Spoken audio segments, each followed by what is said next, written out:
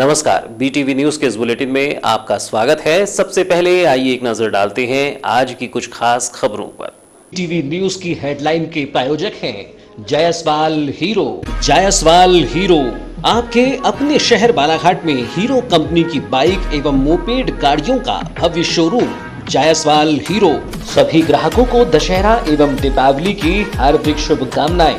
एक नई शुरुआत हीरो के भरोसे के साथ इस त्योहार दीजिए अपनी जिंदगी को एक नई रफ्तार और जुड़िए 9.5 करोड़ हीरोज के साथ। कम शुरुआती डाउन पेमेंट रुपए 4,999, फेस्टिव कैश बेनिफिट्स रुपए 7,000 तक, कम ब्याज दर 6.99%, फेस्टिव कैश बेनिफिट्स रुपए 2100 तक, कैश डिस्काउंट रुपए 3,000 तक, एक्सचेंज टॉपअप बेनिफिट्स रुपए 2,000 तक, लॉयल्टी टॉपअप बेनिफिट्स रुपए 2,000 तक, कारपोरेट टॉपअप बेनिफिट्स रुपए 7,500 तक का Paytm cashback. Hero HF deluxe, hero destiny 125 हम लेकर आए हैं हीरो एक्सट्रीम 160R स्पोर्टी और मस्कुलर स्ट्रीट फाइटर मोटरसाइकिल। 5 साल इंजन की वारंटी और 5 सर्विसिंग फ्री।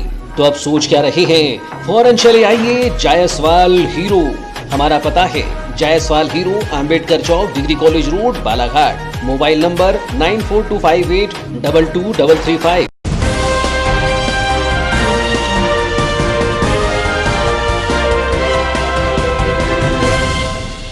4 दिनों से नगर पालिका में छाया है अंधेरा। जनरेटर के सहारे नगर पालिका कार्यालय में हो रहा कार्य। 1 करोड़ 2 लाख का विद्युत बिल न चुकाने का नतीजा।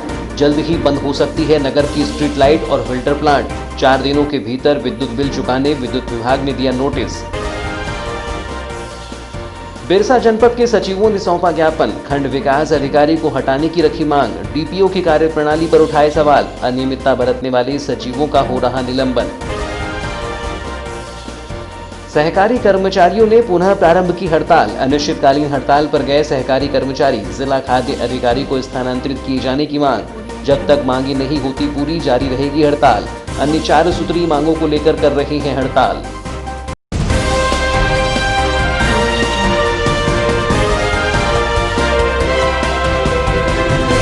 और अब समाचार विस्तार से। 29 अक्टूबर की शाम से नगर पालिका परिषद बालाघाट का काटा गया विद्युत कनेक्शन 4 दिनों बाद भी नहीं जुड़ पाया है, जिसके चलते सोमवार को भी नगर पालिका की विभिन्न शाखाओं में अंधेरा छाया रहा। हालांकि कार्यालय में विद्युत न होने के चलते नगर पालिका ने दिन भर जनरेटर का सहारा लिया।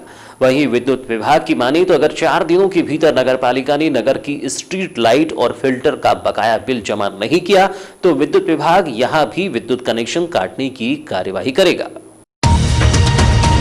करोड़ों रुपये के बजट वाली नगर पालिका परिषद आज रुपये के लिए मोहताज दिख रही है, जिसका खामियाजा अब नगर की जनता को भुगतना पड़ सकता है। नगर पालिका की माली हालत का अंदाजा इसी बात से लगाया जा सकता है कि नगर पालिका के पास अपना विद्युत बिल चुकाने के लिए भी राशि नहीं है, जिसके चलते नगर पालिका में बीते 4 दिनों से अंधेरा छाया हुआ है। बता दें कि 29 नवंबर की शाम से विद्युत विभाग के द्वारा नगर पालिका कार्यालय का विद्युत कनेक्शन काट दिया गया। हालांकि 3 दिनों तक अवकाश होने के चलते नगर पालिका कार्यालय में समस्या उत्पन्न तो नहीं हुई, लेकिन सोमवार को नगर पालिका की विभिन्न शाखाओं में कामकाज ठप ही पड़ा रहा। बता दें कि वर्तमान में नगर पालिका में राजस्व शाखा सहित अन्य शाखाओं में कंप्यूटर और ऑनलाइन प्रक्रिया के माध्यम से ही कार्य होते हैं, लेकिन लाइट न होने से कामकाज ठप ही रहा।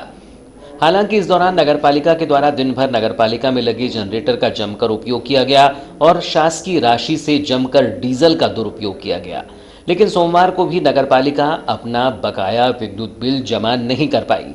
जानकारी के अनुसार बालाघाट नगरपालिका पर विद्युत विभाग का लगभग 1 करोड़ 2 लाख का बिजली बिल बकाया है, जिसका भुगतान नहीं हो पाया है।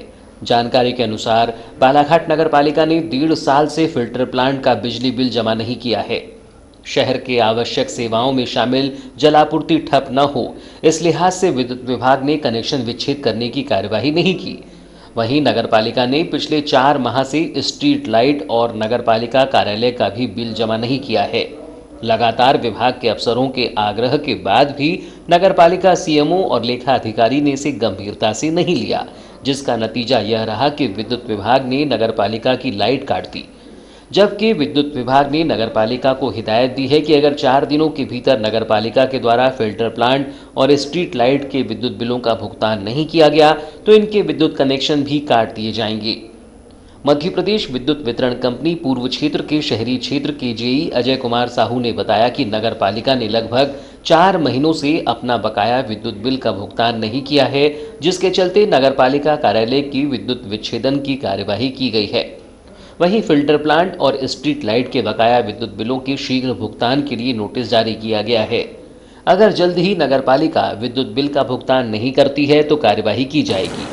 बालाघाट शहर वितरण केंद्र के द्वारा बालाघाट नगर पालिका द्वारा लगातार 4 महीने से बिजली बिल ना पटाने के कारण उनकी कार्यालय की विद्युत संযোग विच्छिन्न कर दिया गया है। अभी उनकी जो बाकी स्ट्रीट लाइट कनेक्शन है और वाटर वर्क से जो कनेक्शन है उसको धारा 56 में नोटिस जारी कर दिया गया है। अगर वो उसको बिल समय से पहले ना पटाएंगे तो उनके ऊपर आवश्यक कार्रवाई की जाएगी। ये सभी मदों के लेकर जो राशि बनती है वो कितनी राशि होती है? लगभग 1 करोड़ 2 लाख के ऊपर उनके ऊपर बकाया राशि आज की दिनांक तक है।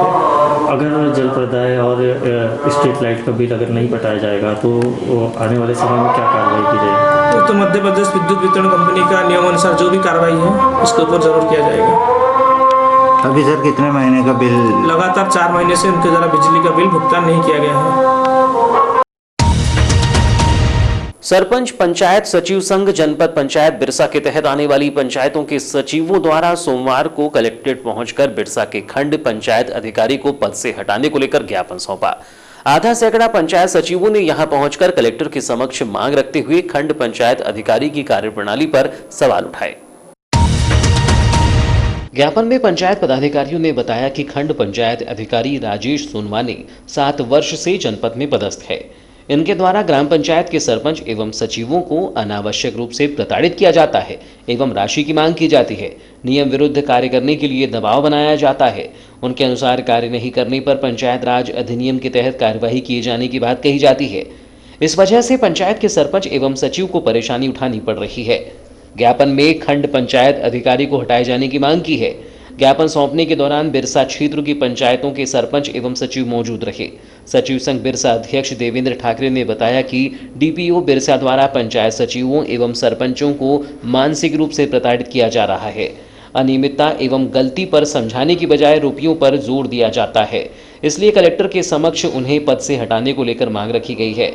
सरपंच संघ बिरसा अध्यक्ष ने बताया कि सचिवों ने खंड विकास अधिकारी के संबंध में जानकारी दी थी, जिसको लेकर सभी पदाधिकारी आज मांग करने पहुंचे हैं कि उन्हें पद से पृथक किया जाए। हमारे यहाँ सोनवानी जी बीपीओ हैं, विगत 7 वर्षों से जनपद पंचायत बिरसा में कार्यरत हैं। पिछले 2-3 सालों से हमारे सचिव साथियों की ओर से बार-बार शिकायतें आ रही थी हमारे पास संगठन में कि सोनवानी जी के द्वारा उन्हें मानसिक रूप से आर्थिक रूप से प्रताड़ित किया जा रहा है। उनसे बात करके समझाने का भी प्रयास किया गया, लेकिन जब स्थिति में नियंत्रण नहीं हुआ तो आज सभी सचिव साथी जनपद पंचायत बिरसा के पूरे कलेक्टर महोदय जी को ज्ञापन देने के लिए आए हैं।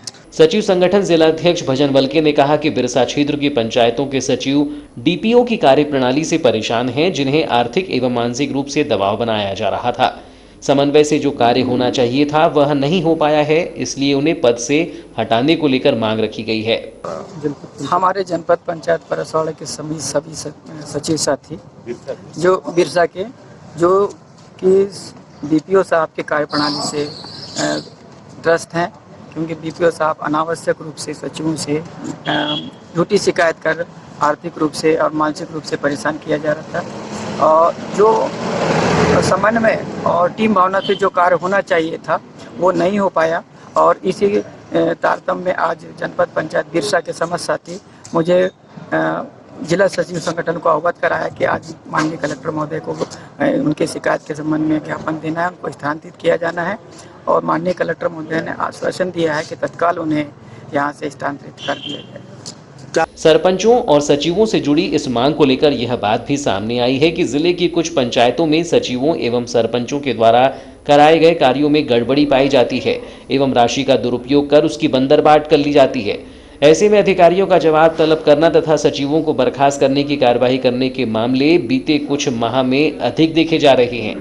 यही वजह है कि सचिवों को किसी भी प्रकार की गड़बड़ी के बाद निलंबन की कार्यवाही का डर भी सताने लगा है और वे अधिकारियों को पद से हटाने की मांग भी उठा रहे हैं। अब देखना होगा कि बिरसा जनपद के इस मामले में खंड विकास अधिकारी की भूमिका पर सवाल है या फिर सचिवों की अनियमितता पर पर्दा है। यह तो विभागीय जांच में कलेक्टर द्वारा ही तय किया जाएगा। मध्य प्रदेश राज्य सहकारी कर्मचारी महासंघ ने जिला खाद्य अधिकारी पर स्थानांतरण कार्यवाही नहीं होने और जिले के 23 केंद्रों को उपार्जन केंद्र बनाए जाने में की जा रही देरी सहित 4 सूत्रीय मांगों को लेकर एक बार फिर अनिश्चितकालीन हड़ताल प्रारंभ कर दी है, जिसके तहत 2 नवंबर से जिले की 128 सहकारी समितियों के माध्यम से मिलने वाली सारी सुविधाएं ठप हो चुकी हैं। 2 नवंबर से पुनः अनिश्चितकालीन हड़ताल पर बैठे सहकारी कर्मचारी महासंघ के जिलाध्यक्ष पीसी चौहान ने बताया कि 27 अक्टूबर को सहकारी कर्मचारी महासंघ ने कलेक्टर दीपक आर्य से मुलाकात की और मांगों के निराकरण को लेकर चर्चा की थी, जिसमें मांगों के निराकरण को लेकर चर्चा में कोई प्रशासनिक संतुष्टि नहीं मिली। उन्होंने कहा कि सहकारी कर्मचारियों की हड़ताल को खत्म करने हमारे साथ वादा कर छल किया गया है, जिसे सहकारी कर्मचारी बर्दाश्त नहीं करेगा। अब तक न तो जिला खाद्य अधिकारी पर कार्रवाई की गई और न ही 23 केंद्रों की स्थापना को लेकर कोई कार्रवाई की गई, जिससे सहकारी कर्मचारी स्वयं को ठगा महसूस कर रहा है, जिसके तहत प्रशासन द्वारा सहकारी कर्मचारियों की मांगों पर ध्यान नहीं दिए जाने से नाराज सहकारी कर्मचारी महासंघ द्वारा पुनः अनिश्चितकालीन हड़ताल की जा रही है। उन्होंने कहा कि जिला खाद्य अधिकारी अपने बचाव के लिए न केवल अपने साथियों को गुमराह कर रही हैं, बल्कि वह मिथ्या और झूठ कहकर शासन प्रशासन को भी गुमराह कर रही हैं। जहां तक उनके द्वारा प्रशासन को सौंपे गए ज्ञापन में 17 अक्टूबर को सहकारी कर्मचारी संघ द्वारा ज्ञापन सौंपे जाने की बात कही गई है, जो पूरी तरह से झूठी है। वहीं वह भ्रष्टाचारी वाले बयान पर भी नहीं बोलने की बात कहकर झूठ बोल रही है, जबकि अखबार में उनके भ्रष्टाचारी बोलने का बयान है जो इसकी पुष्टि करता है। उन्होंने कहा कि अब यह अनिश्चितकालीन हड़ताल तब तक जारी रहेगी जब तक जिला खाद्य अधिकारी पर स्थानांतरण कार्यवाही और 23 केंद्रों की स्थापना नहीं हो जाए। मांगे आप लोगों की पूर्व में जो अल्टीमेटम दिया था और विगत 19 तारीख तक जो हड़तालरत रही थी अनिश्चितकालीन, वही मांगे हैं, वही 4 सूत्री मांगों पे हैं। ज्ञापन अलग से नहीं है और शासन प्रशासन को फिर से 28 को फिर मैंने ज्ञापन के माध्यम से सारी जानकारी मिला दिया है और 19 तारीख को जो हड़ताल हमने स्थगित की थी, नया कोई मामला नहीं है। माननीय कलेक्टर महोदय के बीच 5 सदस्यीय अपना प्रतिनिधि मंडल बैठने था, उनके आह्वान पे प्रदेश अध्यक्ष भी उसमें शामिल थे। वहाँ माननीय कलेक्टर महोदय ने आश्वस्त कराया था 10 दिन के बीच सारी उक्त 4 सूत्री मांगों का निराकरण कर दिया जाएगा, ये कह के हमें आश्वस्त कराया गया था। चूँकि अभी तक उसका कोई निराकरण हमारे सामने सार्थक परिणाम नहीं आने के कारण आज 2/11/2020 से हमने अनिश्चितकालीन हड़ताल फिर से शुरू कर दी है, जिसमें जिले की सारी 126 सोसाइटियाँ सारी बंद है, जिसमें BDS और संबंधित सारा जितना सिस्टम चलता है सारे सिस्टम बंद है, ताले बंद है। कोरोना काल में पहली बार सिखों के चौथे गुरु रामदास जी का प्रकाश पर्व मनाया जा रहा है। इस दौरान नगर के गुरुद्वारा श्री गुरु सिंह सभा में सोशल डिस्टेंसिंग के साथ भक्त पहुंचे और गुरु को नमन किया। इस दौरान गुरुद्वारे में सेवादारों के द्वारा विभिन्न धार्मिक कार्यक्रम भी आयोजित किए गए। बता दें कि श्री गुरु रामदास साहेब जी का प्रकाश कार्तिकी वदी 2 विक्रमी संवत 1591 को पिता हरदास जी के घर माता दया जी की कोख से लाहौर की चूना मंडी में हुआ था। श्री रामदास जी सिखों के चौथे गुरु थे।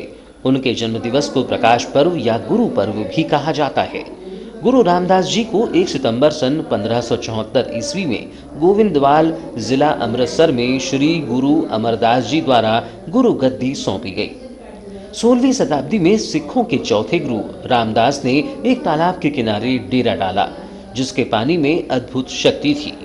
इस कारण इस शहर का नाम अमृतसर पड़ा।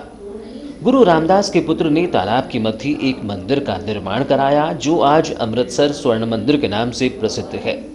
गुरुद्वारा प्रबंधक कमेटी सेवादार हीरा सिंह भाटिया ने बताया कि चौथी पातशाही धन धन गुरु रामदास जी का आज प्रकाश पर्व जन्म दिवस आस्था के साथ मनाया जा रहा है। उन्होंने बताया कि प्रकाश पर्व के अवसर पर प्रातः 4:30 बजे वाहे गुरु जी का सिमरन किया गया, जिसके पश्चात 4:45 पर श्री गुरु ग्रंथ साहिब जी का फूलों की बरखा में प्रकाश किया गया। वहीं प्रातः 5 बजे से लेकर 6 बजे तक नित्यनेम 5 वाड़ियों का पाठ किया गया। 6 बजे से लेकर 7 बजे तक सुखमनी साहिब पाठ सेवा हुई। 7 बजे मान योग राजेश कुमार यश कुमार गांधी परिवार की ओर से सहज पाठ की संपूर्णता की गई, जिसके बाद ज्ञानी जी द्वारा शब्द कीर्तन संपूर्णता की गई। बाइट। वाहे गुरु जी का खालसा वाहे गुरु जी की फतेह। गुरु की वाणी के अनुसार एक अरदास भाट कीरत की गुरु रामदास राखो शरणाई। आप सभी जानते हैं कि आज हमारे चौथे गुरु रामदास जी का प्रकाश पर्व जन्म दिहाड़ा गुरुपुरब है और आज सारी साध संगत जी ने बड़े ही श्रद्धा भावना उमंग के साथ गुरु घर की सेवा की है। अमृत वेले 4:30 बजे वाहिगुरु जी का सिमरन किया गया। 4:45 पर श्री गुरु ग्रंथ साहिब जी का फूलों की बरखा में प्रकाश किया गया। 5 बजे से 6 बजे तक नित्यनेम 5 वाणियों का पाठ किया गया। 6 बजे से 7 बजे तक सुखमनी साहिब पाठ की सेवा की गई। 7 बजे मानयोग राजेश कुमार यश कुमार गांधी परिवार की ओर से सहज पाठ की संपूर्णता की गई। उसके उपरांत ज्ञानी जी द्वारा शब्द कीर्तन अरदास किया गया। और फेस्टिव सीजन के दौरान गाड़ियों की खरीदारी बढ़ जाती है। ग्राहकों को अट्रैक्ट करने के लिए कंपनियां भी इस दौरान शानदार डिस्काउंट देती हैं। कुछ इसी तरह का offer Balaghat hero MotoCorp Jaiswal hero ने भी जिलेवासियों के लिए लाया है। हीरो मोटोकॉर्प के 2 व्हीलर्स पर कई तरह के ऑफर मिल रहे हैं। कंपनी के द्वारा हीरो एक्सचेंज फेस्ट ऑफर का आयोजन किया जा रहा है, जो कि 3 नवंबर से 6 नवंबर तक 3 दिनों के लिए रहेगा। बताया गया कि हीरो HF डिलक्स में एक्सचेंज ऑफर में 1000 रुपये का कैशबैक ऑफर है, जबकि सुपर स्प्लेंडर और ग्लैमर SI पर 2000 रुपये का एक्सचेंज बेनिफिट का ऑफर है, जिसमें लगभग 4100 रुपये तक का फायदा ग्राहकों को मिलेगा। इसके साथ ही फेस्टिव कैश बेनिफिट्स में 2100 रुपये तक का कैश डिस्काउंट, 2000 रुपये तक की लॉयल्टी टॉपअप बेनिफिट, जबकि कॉरपोरेट गवर्नमेंट एम्प्लॉय के लिए 2000 रुपये तक के ऑफर दिए जा रहे हैं। इसके साथ ही पेटीएम से पेमेंट करने पर 5000 रुपये तक का फायदा मिलेगा। इसके साथ ही हीरो स्कूटर्स की संपूर्ण रेंज पर भी आकर्षक ऑफर उपलब्ध हैं। फिलहाल समाचारों में वक्त है एक छोटे से ब्रेक का। ब्रेक के बाद हम फौरन हाजिर होते हैं, तब तक बने रहिए BTV न्यूज के साथ। The Raymond shop, Raymond's shooting and shirting, जहां आपके लिए है new variety of kurta pyjama for festival season. Navratri और दिवाली के लिए आकर्षक डिस्काउंट ऑफर्स, सभी रेंज के रेडीमेड्स, एक्सेसरीज और मेंस वेयर उपलब्ध हैं। आज ही विजिट करें the Raymond shop. Shirts, trouser जो आपके व्यक्तित्व को निखारे, शूटिंग एंड शर्टिंग एवं exclusive suit length and sherwani cloth, Raymond suits, designer suits की संपूर्ण रेंज उच्चतम गुणवत्ता के साथ बिल्कुल किफायती दामों पर उपलब्ध है। बेल्ट, टाई, कफलिंग्स एक्सेट्रा आपके फिजिक के अनुसार कपड़ों की सिलाई एवं डिजाइनिंग भी की जाती है। मनाइए जिंदगी का जश्न हर पल रेमंड के संग। तो अब सोच क्या रहे हैं, फौरन चले आइए, हमारे शोरूम में आपका स्वागत है। नई साज सज्जा के साथ आधुनिक कपड़ों का भव्य शोरूम, खास वही जो हर पल को खास बनाए। Raymond the complete man, Dharam treasure, circuit house road, Hanuman Chowk, Balaghat. Contact 917632292017। प्रतिवर्षानुसार 2 नवंबर सोमवार को विश्व हिंदू परिषद बजरंग दल ने हुतात्मा दिवस का कार्यक्रम मनाया। इस अवसर पर मानव सेवार्थ के लिए पदाधिकारी कार्यकर्ताओं द्वारा शहीद भगत सिंह जिला अस्पताल में रक्तदान का कार्यक्रम आयोजित कर जरूरतमंदों की सेवा के लिए रक्तदान किया गया और रक्तदाता को प्रमाण पत्र देकर सम्मानित भी किया गया। रक्तदान कार्यक्रम के दौरान विश्व हिंदू परिषद जिला अध्यक्ष हीरा सिंह भाटिया ने बताया कि रक्तदान से बेहतर कोई दान दुनिया में नहीं है, क्योंकि रक्तदान का दान करने से मानव की सेवा होती है और उसे नया जीवन भी मिल जाता है। उन्होंने बताया कि विश्व हिंदू परिषद व बजरंग दल के कार्यकर्ताओं ने कोरोना महामारी के दौरान भी जिला अस्पताल में रक्त की कमी होने पर आगे आकर रक्तदान किया और जरूरतमंदों की रक्त की कमी नहीं होने दी। उन्होंने कहा कि संगठन सदैव मानव सेवा के कार्यों के लिए तत्पर है और लगातार सेवा के कार्य कर रहा है। जिलाध्यक्ष ने बताया कि सन 1528 में मीर बाकी के द्वारा, जो कि बाहर से आया हुआ राजा था, उसने अयोध्या में राम मंदिर के ऊपर एक विवादित ढांचा बना दिया था, जिसका भाव था देश की एकता, अखंडता व भाईचारे को खत्म करना। लेकिन इसमें वह कामयाब नहीं हो सका और सन 1990 में राम भक्त पूज्य साधु संतों द्वारा उस विवादित ढांचे को तोड़ दिया गया था। इस दौरान कई राम भक्त व साधु संत शहीद हुए थे। उन्हीं की याद में प्रतिवर्ष 2 नवंबर को हुतात्मा दिवस मनाया जाता है। इस उपलक्ष्य में बजरंग दल के द्वारा हर वर्ष की तरह इस वर्ष भी हुतात्मा दिवस का कार्यक्रम बालाघाट जिले के भगत सिंह हॉस्पिटल में आज बजरंग दल के कार्यकर्ताओं द्वारा किया गया। सन 1528 में मीर बाकी के द्वारा एक विवादित ढांचा अयोध्या प्रभु राम मंदिर के ऊपर बना दिया गया था। वो चाहता था कि हमारे भारत देश की एकता, अखंडता और भाईचारे को वो नष्ट करना चाहता था, लेकिन वो इसमें कामयाब नहीं हो सका और सन 1990 में हमारे राम भक्तों द्वारा, पूज्य साधु संतों द्वारा उस विवादित ढांचे को तोड़ दिया गया और विवादित ढांचे को तोड़ते समय हमारे पूज्य साधु संत और हमारे राम भक्त जो शहीद हो गए थे उनकी याद में बजरंग दल के द्वारा हर वर्ष हुतात्मा दिवस मनाया जाता है और आज पूरे महाकौशल प्रांत में रक्तदान का कार्यक्रम किया गया। यहाँ पर भी हमारे बजरंग दल के कार्यकर्ताओं द्वारा रक्तदान किया गया।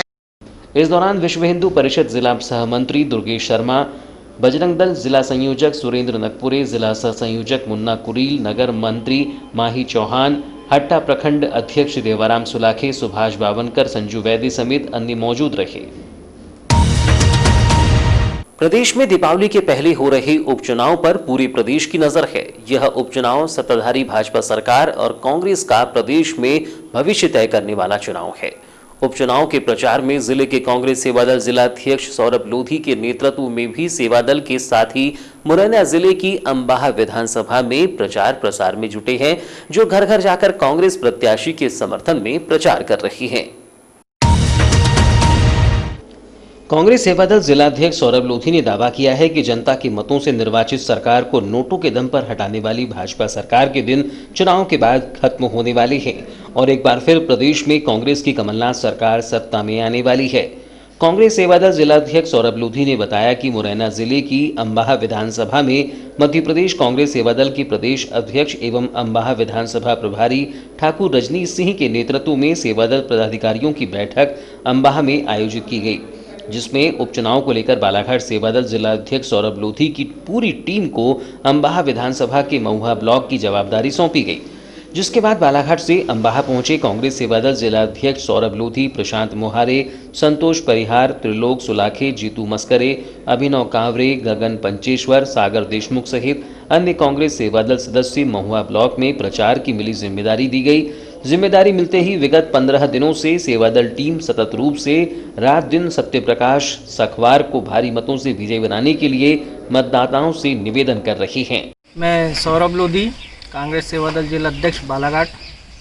साथियों, जैसा कि आप सभी को मालूम है कि हमारे मध्य प्रदेश में आने वाले 3 नवंबर को मध्य प्रदेश की 28 विधानसभा चुनाव होने जा रहे हैं, जिसके तहत हमारे कांग्रेस सेवादल के प्रदेश अध्यक्ष आदरणीय रजनीश सिंह ठाकुर जी एवं अंबा विधानसभा के प्रभारी द्वारा बालाघाट कांग्रेस सेवादल एवं मंडला कांग्रेस सेवादल को अंबा विधानसभा के तहत महुआ ब्लॉक की जिम्मेदारी दी गई है, जिसके तहत हम लोग विगत 15 दिवस से लगभग 60 से 70 गाँव का भ्रमण कर चुके, जिसके तहत हम लोगों ने ये जो 70 ग्राम पंचायत है, यहाँ पे मंडल अध्यक्ष हो गए, सेक्टर प्रभारी हो गए एवं बूथ प्रभारी, सभी लोगों से व्यक्तिगत संपर्क कर उनसे बैठक कर आने वाली 3 नवंबर को कांग्रेस के प्रत्याशी हमारे आदरणीय सत्यप्रकाश सखावार जी को विजयी बनाने के लिए भरसक कोशिश कर रहे।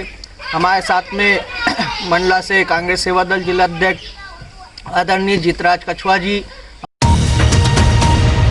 1 नवंबर को प्राप्त रिपोर्ट में बालाघाट जिले के 15 मरीजों के सैंपल कोरोना पॉजिटिव पाए गए हैं। शासन के प्रोटोकॉल के अनुसार 28 मरीजों के ठीक हो जाने पर उन्हें 1 नवंबर को डिस्चार्ज कर दिया गया है।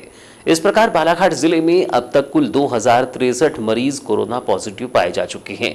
इनमें से 1950 मरीज शासन के प्रोटोकॉल के अनुसार ठीक होकर अपने घर जा चुके हैं।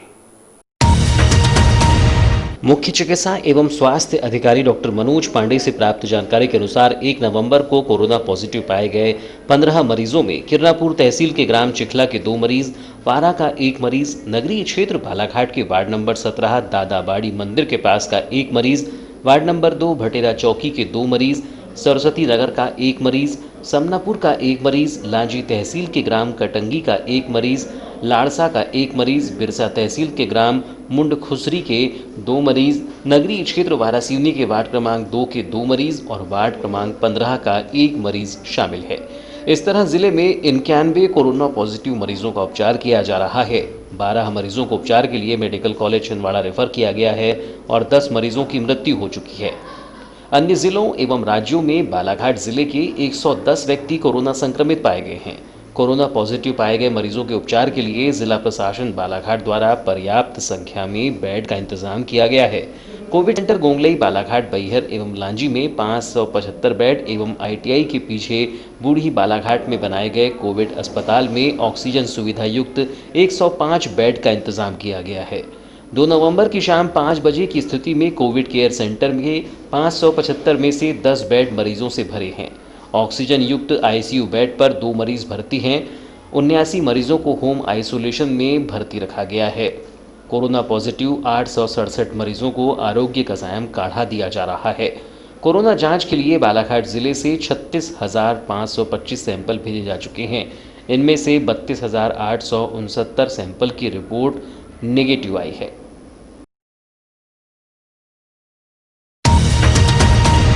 कटंगी थाना क्षेत्र के अंतर्गत आने वाले ग्राम गजपुर में विद्युत मीटर सुधारने के दौरान चिराग से जलने से एक युवक की मौत हो गई। मृतक गजपुर निवासी शैलेंद्र गजबी बताया जा रहा है। अस्पताल पुलिस चौकी ने शव का PM कर शव परिजनों की सुपुर्द कर दिया है। वहीं अस्पताल चौकी पुलिस ने अग्रिम कार्यवाही के लिए डायरी कटंगी थाने पहुंचाई है। जानकारी के अनुसार मृतक शैलेंद्र अपने भाई जितेंद्र और पिता ब्रजलाल के साथ खेती-बाड़ी का काम करता था। 2 दिन पूर्व घर का विद्युत मीटर खराब होने पर वह चिराग के उजाले में मीटर सुधार रहा था। उसी दौरान आग लगने से वह झुलस गया, जिसकी जानकारी लगते ही उसके परिजनों ने उसे कटंगी के शासकीय अस्पताल में भर्ती कराया, जहां प्राथमिक उपचार के बाद चिकित्सकों ने शैलेंद्र को जिला अस्पताल रेफर कर दिया, जहां उपचार के दौरान उसकी मौत हो गई। शैलेंद्र की मौत होने पर अस्पताल चौकी पुलिस द्वारा मर कायम कर उनके परिजनों के बयान लिए गए। वहीं पंचनामा कार्यवाही कर उसके शव का पोस्टमार्टम कराकर उनके परिजनों के सुपुर्द किया है। वहीं मामले की छानबीन के लिए डायरी कटंगी थाना पहुंचाई गई है। अब इस पूरे मामले की जांच कटंगी पुलिस द्वारा की जाएगी। जनपद पंचायत वारासिवनी अंतर्गत ग्राम पंचायत बुदलकसा में खनिज विकास निगम के अध्यक्ष व क्षेत्रीय विधायक प्रदीप जायसवाल द्वारा नल जल योजना के तहत 79,96,000 की लागत से बनने वाली पानी टंकी व सभा मंच का भूमि पूजन विधि विधान के साथ करवाकर निर्माण कार्य प्रारंभ करवाया। इसके साथ ही विधायक प्रदीप जायसवाल द्वारा बोदलकसा में ही 10,95,000 रुपये की लागत से बने नवनिर्मित शॉपिंग कॉम्प्लेक्स व 8,95,000 रुपये की लागत से बने पंचायत भवन के बाउंड्री वॉल का लोकार्पण किया। भूमि पूजन समारोह में पहुंचे विधायक प्रदीप जायसवाल का ग्रामीण जनों द्वारा जोरदार आत्मीय स्वागत किया गया। कार्यक्रम स्थल पर पहुंचने पर विधायक प्रदीप जायसवाल ग्राम बोदलकसा को विभिन्न विकास कार्यों की सौगात दी, जिससे कि बोदलकसा में भी नगरों व महानगरों जैसी सुविधा प्राप्त हो सकेगी। इस अवसर पर विधायक प्रदीप जायसवाल ने कहा कि नवनिर्मित शॉपिंग कॉम्प्लेक्स प्रारंभ हो जाने के बाद व्यापार में बढ़ोतरी आएगी। साथ ही बोदलकसा से खापास जर्जर मार्ग का भूमि पूजन शीघ्र ही किया जाएगा। जायसवाल ने कहा कि सभी ग्रामवासियों के सहयोग से 10 साल पहले और आज के बोदलकसा में अंतर देखने को मिलता है। साथ ही सरपंच अमरलाल मात्रे द्वारा ग्राम की विभिन्न समस्या व विकास के कार्यों को हमेशा से ध्यान में रखते हुए मुझे अवगत कराया गया है और उनकी मांगों को हमेशा से पूरा करने का प्रयास मेरे द्वारा किया गया है। उन्होंने कहा कि मंत्री रहते क्षेत्र में बहुत से विकास कार्यों को स्वीकृत करवाया गया, जिसका परिणाम है कि अब उस स्वीकृत विकास कार्यों के भूमि पूजन किए जा रहे हैं। जायसवाल ने कहा कि बोदलकसा से लेकर खापा तक जर्जर मार्गों को उपचुनाव के परिणाम आने के बाद व सरकार स्थिर हो जाने के बाद स्वीकृति दिलाने का प्रयास किया जाएगा। तो इस चौक को थोड़ा बहुत और कुछ करके सजाने का प्रयास होगा। यदि जीर्ण शीर्ण हो गया तो एक सभामंच दूसरा बना के उसको हम और कुछ करेंगे। अभी सरपंच जी को मैंने कहा है कि जब हम यहाँ से एंट्री करते हैं, हमारा प्रयास ये है कि जैसे मकान में खिड़की जरूरी है, उसी तरह से गांव को चारों तरफ से जाने का रास्ता सुसज्जित होना चाहिए, सर्व सुविधा युक्त होना चाहिए। हर गांव को चारों तरफ रास्ता खुला होना चाहिए। और 20 साल में आपके आशीर्वाद से हमने जितना प्रयास किया, आज आप लोग इधर बासी अंसेरा निकल जाते हैं, बारासोनी निकल जाते हैं, इधर आप ढाई टोला निकल जाते हैं, बुधवदा निकल जाते हैं, और इस तरफ का रास्ता भी हमने खोलने का प्रयास किया। पुलिया उलिया बन गई है और जो कुछ है उसको कर रहे हैं। और खापा होकर जो बारासोनी का रास्ता है, जो अभी अभी सामान्य हमें हरदे जी कह रहे थे, और गांव में जब से आया ये श्याम बाबू बोले जितना मैंने कार्ड बांटा सब जगह वही समस्या बताया कि पहले रोड बनाओ। तो आप सबकी भावनाओं से मैं अवगत हो चुका हूँ, और इसके पहले भी जब मैं आया तब भी आप सब ने मुझे अवगत कराया था। हमने इस बात का प्रस्ताव भेज चुके हैं। इस दौरान ग्रामीणों के द्वारा ग्राम पंचायत बुदलकसा की सरपंच द्वारा बुदलकसा चौक का समतलीकरण करवाने, सड़क के बीच में लगे विद्युत पोल को हटाने व ग्रामीणों के बैठने के लिए कुर्सी की व्यवस्था करने की मांग की गई, जिस पर विधायक प्रदीप जायसवाल ने आश्वस्त करते हुए कामों को शीघ्र करवाए जाने की बात कही। इस दौरान जनपद पंचायत अध्यक्ष चिंतामन नकपुरे, सरपंच अमरलाल मात्रे, उप सरपंच कुतनबाई बिसेन, पूर्व जिला पंचायत सदस्य अशोक मरार, आनंद बिसेन, शिव प्रसाद जैतवाल सहित ग्रामीण जन मौजूद रहे। वारासिवनी से कटंगी मुख्य मार्ग पर कोचेवाही गांव में एक तेज रफ्तार बाइक सड़क किनारे पेड़ से टकरा गई। दुर्घटना में एक 47 वर्षीय व्यक्ति की मौके पर ही मौत हो गई, जबकि एक अन्य व्यक्ति घायल हो गया। बताया गया कि कटंगी थाना के आगरी गांव निवासी राजेश कटरे रविवार को अपने किसी आवश्यक काम से वारासिवनी तहसील मुख्यालय गांव के साथी डालीराम पटले के साथ आए थे, जहां से शाम को वे घर वापस जा रहे थे। तभी वारासिवनी से कटंगी मार्ग पर पड़ने वाले कोचेवाही पंचायत भवन के पास पेड़ से टकरा जाने से राजेश कटरे बेहोश होकर गिर गया। वहीं डालीराम पटले को मामूली चोटें आई है। दोनों को 108 एम्बुलेंस की मदद से शासकीय सिविल अस्पताल वारासिवनी लाया गया, जहां से राजेश को डॉक्टर ने मृत घोषित कर दिया। पुलिस ने रात हो जाने की वजह से पोस्टमार्टम नहीं कराया था। सोमवार को पंचनामा कार्यवाही पूरी कर पोस्टमार्टम कराकर शव स्वजनों को सौंपकर मर कायम किया है। घटना के संबंध में मृतक के पुत्र अंकित कटरे ने बताया कि उसके पिता बाइक से साथी डालीराम पटले के साथ वारासिवनी आए थे। दोनों बाइक में सवार होकर वापस गांव आ रहे थे, लेकिन सड़क 2 साल से नहीं बनने की वजह से गड्ढे होने की वजह से बाइक अनियंत्रित होकर सड़क किनारे पेड़ से टकरा गई। उन्होंने बताया कि सड़क बनाने अब तक 2 ठेकेदार बदल गए, पर 1 किलोमीटर की सड़क का काम भी पूरा नहीं हो पाया है और यह सड़क अब राहगीरों के लिए मौत का कारण बनती जा रही है। में प्लस का एक झाड़ गिरा हुआ है रोड पे, उधर से बड़ा वाहन आ रहा था। राजेश कटरे गाड़ी चला रहा था, मैं पीछे बैठा था। मैं एक साइड पेड़ में घुसा और रोड साइड गिरा। उसके बाद मैंने 108 को लगाया, अपना परिचय वारासिवनी का दिया, कोचवाई है कह के। उन्होंने बोले 108 अभी उपलब्ध नहीं है। मैंने बोला सर कटंगी को लगाओ सर, तो वहाँ भी नहीं मिल पाई उपलब्ध, लाइन पे बने रहो कहे। 5 मिनट मेरे वैसे चले गए। उस बार मैंने बोला सर कैसा करूँ, तो बोले गांव के से थोड़ा सहयोग ले। तो मैं थोड़े से आगे गया तो ओमकार पटेल का लड़का जस्ट आए और उन्होंने फिर मेरे से घबराहट से मोबाइल नहीं चला पाया, तो 108 को उन्हीं से लगाए थे। और अब अंत में चलते चलते आइए एक नजर डालते हैं आज की कुछ खास खबरों पर।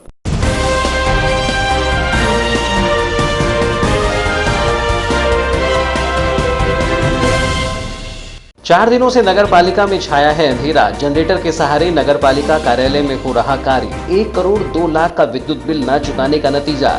जल्द ही बंद हो सकती है नगर की स्ट्रीट लाइट और फिल्टर प्लांट। 4 दिनों के भीतर विद्युत बिल चुकाने विद्युत विभाग ने दिया नोटिस। बिरसा जनपद के सचिवों ने सौंपा ज्ञापन। खंड विकास अधिकारी को हटाने की रखी मांग। डीपीओ की कार्यप्रणाली पर उठाए सवाल। अनियमितता बरतने वाले सचिवों का हो रहा निलंबन।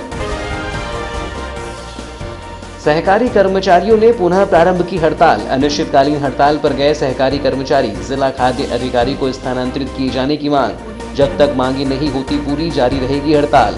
अन्य 4 सूत्री मांगों को लेकर कर रही है हड़ताल।